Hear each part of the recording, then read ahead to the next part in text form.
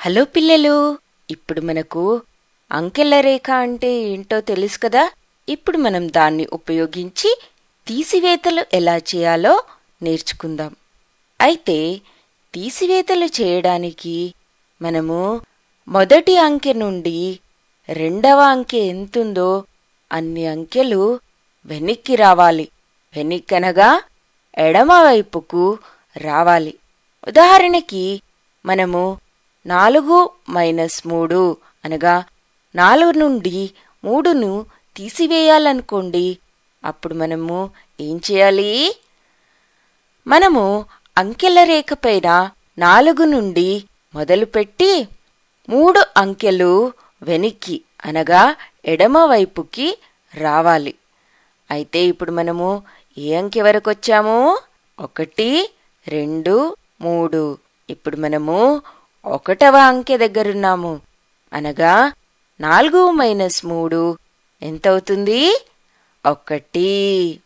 ఒకవేళ మనము కట్టెలను ఉపయోగించి చేస్తే ఇక్కడ చూడండి, 4 - 3 పైన 4 కట్టెలు, కింద 3 కట్టెలున్నాయి. అయితే 4 కట్టెల్లోంచి 3 కట్టెలు తీసివేస్తే ఎన్ని కట్టెలు మిగిలాయి? 1. అర్థమైంది కదా పిల్లలు? ఇప్పుడు మనం ఇంకో ఉదాహరణ చూద్దాం. ఒకవేళ మనం 12 నుండి 3ని తీసివేయాలనుకోండి. అప్పుడు మనం ఏం చేయాలి? మొదలు మనము 12వ అంకె దగ్గర రావాలి.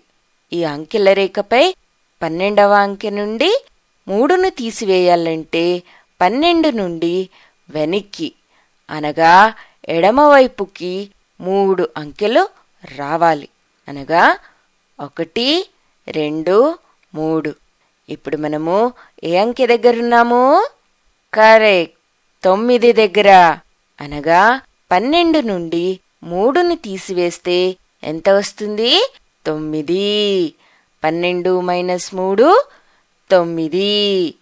ఇప్పుడు ఇంకో ఉదాహరణ చూద్దామా? ఇప్పుడు మనము 9 నుండి 5ను తీసివేద్దాం. అనగా 9 - 5.